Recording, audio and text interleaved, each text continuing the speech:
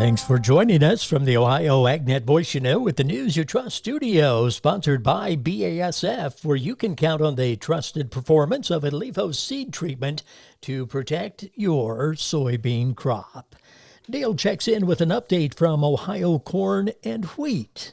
Dale? Joining me is Gary Puckett, Director of Communications and Industry Engagement for Ohio Corn and Wheat. Ohio Corn and Wheat have partnerships out there like Farm Credit Mid-America. What does that do for you and ultimately then for your farmer members? Listen, we need strong partners like Farm Credit Mid-America to help us do what we do on behalf of farmers, which is advocate for them in Columbus and in Washington, D.C. on many of the issues that Rudy just spoke to you about, whether it would be elements of the Farm Bill or tax provisions or things that they need to keep their operations strong. And it's because of strong partners and great partners like Farm Credit Mid-America and our other corporate sponsors that we're able to do that. And we just want to say thank you to them. It's because of that they're standing beside us that we're able to stand up for farmers, and we share that same vision that we can be working on behalf of grain farmers, making farming strong and profitable, and really letting the farmers know we have their back, and so does partners like Farm Credit Mid-America. Yeah, big picture, it's nice all that's going on, but do you ever call on any of their staff for technical advice that maybe your farmers have asked at a board meeting and said, hey, what are you hearing about? Are they a resource for information as well? Absolutely, they're a resource for information. They are the ear to the ground. They know what's going on. We depend upon their expertise to help us inform and make even policy decisions and advocating decisions that we need to go and talk to our legislators in Washington, D.C. about to get better insight so we can go in there informed and let them know, here's what we're seeing in the real world outside of the Washington, D.C. Beltway. And it's because of them that we can pick up the phone and call them, and they've always been able to help guide us and direct us to make the best decision on behalf of our members. Gary, where can we get more information? I'm ohiocornandwheat.org. Thank you, Gary Puckett. Dale, thanks. Well, Farm Service Agency offices are open on a limited basis despite the government shutdown. Chad Smith has details.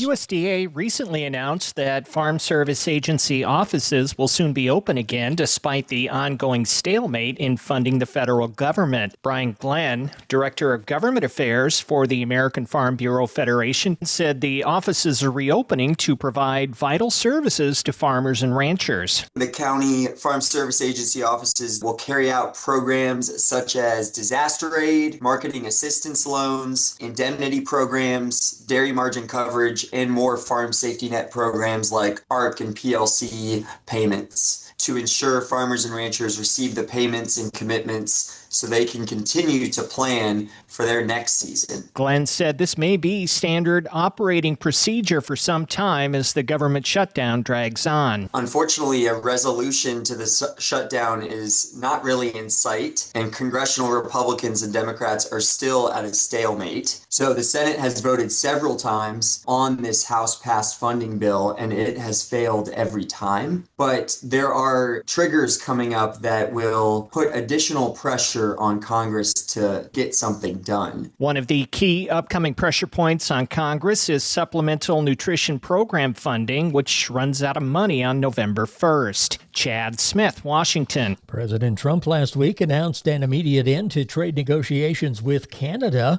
The Guardian said it's a result of the president's opposition to a TV ad from Canada that quoted former President Ronald Reagan. The provincial government of Ontario paid for the ad, which uses excerpts from a 1987 speech where the former president said, quote, "Trade barriers hurt every American worker," end quote.